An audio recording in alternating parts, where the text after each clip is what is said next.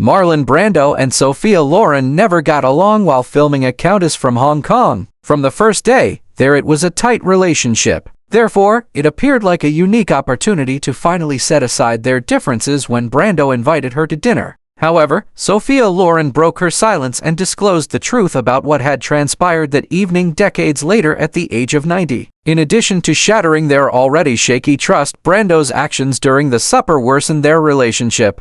As we reveal all the juicy details, stay tuned. Sophia Loren's challenging upbringing. Even though Sophia Loren appears to have been born in a lavish Italian mansion, appearances can be deceiving. Despite having Italian ancestry and being born in 1934, Sofia Costanza Brega Vanni Ciccolone did not grow up with a silver spoon in her mouth. Although her father possessed noble ancestry, by 1934 it had lost much of its significance. He was a basic building engineer by that time. He was a bad father too. Even though Riccardo Ciccolone was responsible for Rilda Vanni's pregnancy, he was still involved. Vanni and daughter Sophia were left without any financial support or even the dignity of a thorough explanation after he abandoned his young family. Sophia Loren actually only had 3 encounters with her father during her lifetime. She also didn't have time for the deadbeat who left her once she rose to fame. However, she was not yet a celebrity and still had to undergo a difficult upbringing. Maria was born to Loren's parents in 1938. Her father had not, however, learned his lesson. If anything, his cruelty had just increased. Sophia was able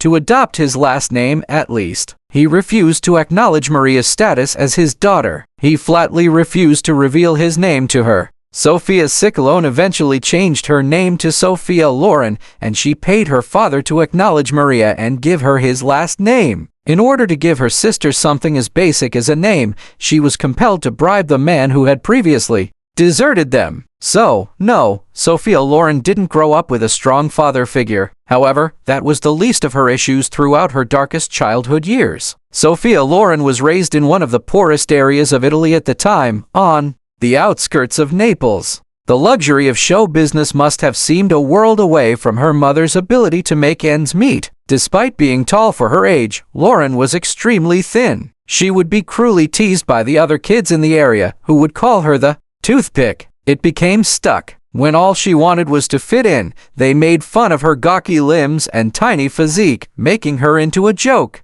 They wouldn't be laughing for very long though. One summer when Sophia Ciccolone was 15, everything changed for her. Like all youngsters, she was in Rome with a bunch of pals and was searching for anything to do. After considering their alternatives, they chose to watch the Miss Italy contest. The plan didn't include that. All they wanted to do was observe. A stranger delivered a message to their table while Sophia was chatting with her pals. It was for her. Though she was unaware of it at the time, Sophia Loren was born on that day. An unknown elderly man named Carlo Ponti wrote the note. Ponti just so happened to be one of the Miss Italy judges. He was astounded by her attractiveness after glancing at the toothpick, which was rapidly expanding inside her body. There was something unavoidable about her presence. She only needed to enter the competition. Now, this unexpected attention from an unfamiliar middle-aged male would frighten most teenage ladies. Most would gradually retreat or freeze. Sophia Ciccolone, however, was unique. It was time to prove that she was a star, as her mother had always told her. Sophia Ciccolone, then 15 years old, competed as Sophia Lazzaro in the 1950 Miss Italy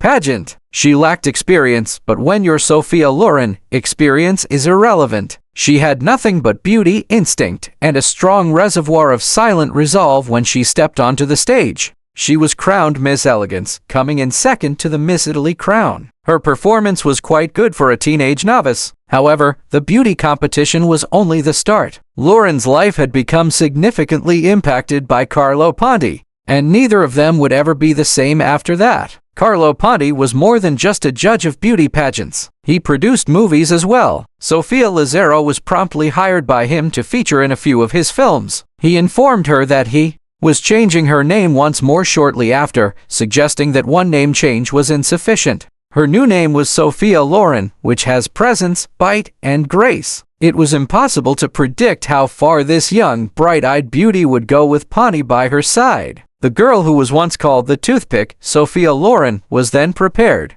To face the world. The career of Sophia Loren's. Sophia Loren starred in Ada for the first time. Critics took notice from the beginning. She received praise from critics for her acting in the parodic drama. The slender girl was once made fun of because the toothpick was suddenly taken extremely seriously. She further demonstrated her on-screen persona that year when she starred in the daring, sultry comedy Tonight's with Cleopatra. However, Vittorio Deca's film The Gold of Naples, which she directed, was her big break. It was not just another role in a film. It marked a sea change. She was exposed to something unfiltered and genuine by Deca, and the movie made it obvious. Sophia Loren had acting skills in addition to her beauty. She starred in Too Bad, She's Bad in 1954 as well, and La Bella Mugnia in 1955. Two humorous films that would serve as the start of a lengthy and exciting on-screen collaboration with Morello Mastroianni. They had an indisputable spark, and viewers adored seeing them together. Loren plunged herself into film after picture over the course of the following 3 years,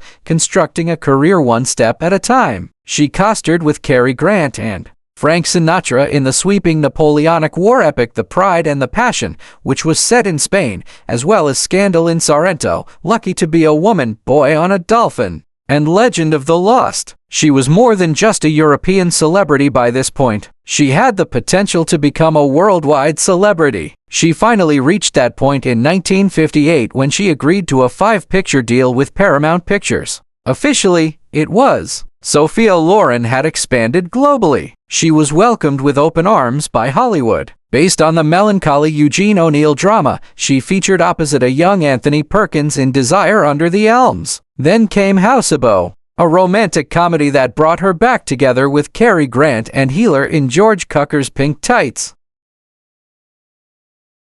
Her career in 1960. She starred in the terrifying, unapologetic tale of a woman attempting to shield her 12-year-old daughter in war-torn Italy in Vittorio Deca's To Women. The mother and daughter experience a terrible assault inside a church when returning to their hometown following a string of bombs. This violent event has a long-lasting effect on their lives. Loren was initially supposed to be the daughter, but she resisted being confined. She battled for the mother part, which is nearly unheard of for an actress of her caliber and age. She eventually prevailed in that battle. The daughter would be portrayed by a young Eleonora Brown. The gamble paid well. Loren gave a devastating, visceral, and unvarnished performance. She got praise from people all over the world. She won 22 international accolades for the movie, including the Academy Award for Best Actress and the Cannes Film Festival's Best Actress honor. It was the first major Oscar to be given to an Italian actress and the first to be given for a performance in a language other than English. In addition to being a critical and financial triumph, Two Women marked a turning point in the history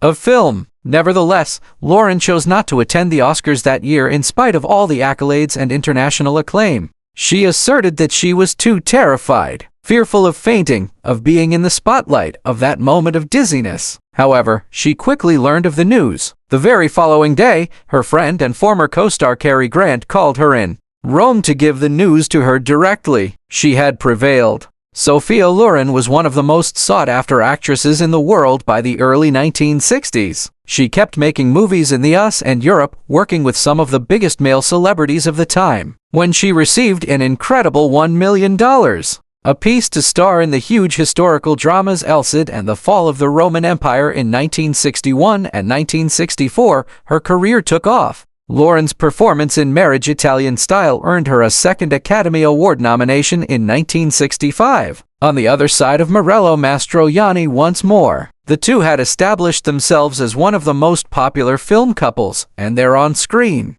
chemistry was natural, seductive, tragic, humorous, and genuine. Sophia Loren won 4 Golden Globes as the world's favorite female cinema star between 1964 and 1977, a designation that perfectly encapsulated her current status. However, Loren started to make fewer movie appearances after becoming a mother in 1968. Her attention wandered. She now had everything she had ever wanted thanks to fame. Her priorities were shifting, though. The girl who had once struggled to escape poverty was now starting a family of her own. Additionally, the spotlight had to wait for a time. However, she had a very difficult time finding love and eventually starting a family of her own. Sophia Loren's turbulent romantic life. Sophia Loren embodies the unearthly atmosphere of a true movie star like few other actors, past or present. With her smoldering eyes, tall, impressive physique, and unquestionable charisma, the gorgeous Italian actress became the epitome of Hollywood aristocracy. However, don't be duped by the glitzy appearance. Her life was everything but idyllic. From a childhood of starvation and desertion to a scandal-plagued love tale, Sophia Loren's life was one of hardship, selflessness, and fortitude. Additionally, her marriage was anything but typical. At the age of 16, Sophia Loren met the love of her life. But Carlo Ponti was no ordinary man. He was 22 years her senior and a well-known film producer. He was only a tutor to her at first. He wasn't merely assigning roles, though. He was very interested in her development and change. He gave her all the knowledge she required to exude confidence. He helped her lessen her accent, taught her table manners, fixed her posture, and stocked her library with volumes about literature, art, and culture. He even demanded that she pick up English. He kept her safe. He took care of her. He had faith in her. And somewhere along the line, an indisputable bond developed between them. A powerful magnetic love engulfed them both, despite their age difference and the rumors around them.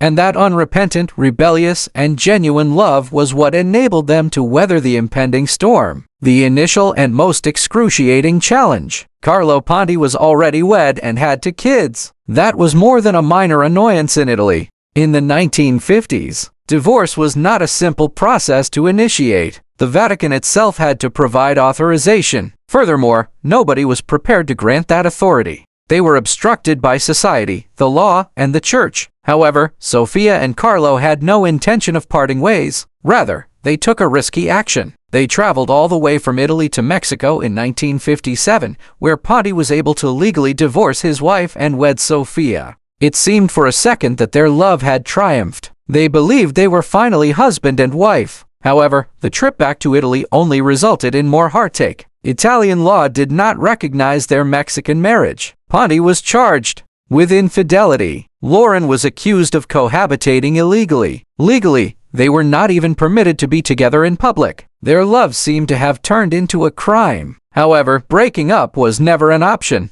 They painfully chose to leave their native country and live in exile because they would not submit to institutional punishment or public condemnation. Years went by while they tried to figure out how to get back, returning to one another, to legitimacy, and to peace. The couple refused to give up when every effort to settle the conflict ran into a roadblock. They eventually packed up their dreams and relocated to France. They made a significant move there. Carlo and Sophia both obtained French citizenship. In an intricate turn of events, Ponti's ex-wife also needed to become a citizen of France in order to lawfully complete her divorce. After battling the system for almost 10 years, Loren and Ponti eventually got married again in 1966, this time in a formal and permanent ceremony. Sophia Loren, however, desired more than just the title of wife. She desired a family. She desired to have children. She longed more than anything to provide her kids with what she had never had, a loving, present mom. She desired to support them in every manner that her own father was unable to. But becoming a mother wasn't simple. The trip was really personal and agonizing. The actress lost 2 pregnancies. They all made an impression. She received hormonal therapies since she was determined not to give up. Intricate, exhausting, and unpredictable. It paid out in the end. Loren became pregnant when she was 34 years old. Her doctors put her on strict bed rest right away. There was no space for risk because the pregnancy was vulnerable. Sophia paid attention. She withdrew from the spotlight, blocking out the cacophony of celebrity and glitz, and vanished into a peaceful Geneva hotel room. She spent months guarding the new life developing inside of her while living in near-complete seclusion. And it all got worthwhile on December 29, 1968. Carlo Ponti Jr., Sophia Loren's first son, was born. She gave birth to Eduardo Ponti, their second son, on January 6, 1973, 4 years later. Her aspirations to become a mother had at last materialized. Carlo Ponti was more than just Sophia's spouse. In addition to being her one true love, he was also her producer, friend, father figure, and protector. He influenced her to become the person that the world would recognize and respect. And they stood with each other through it all, from exile to parenthood, from scandal to fame.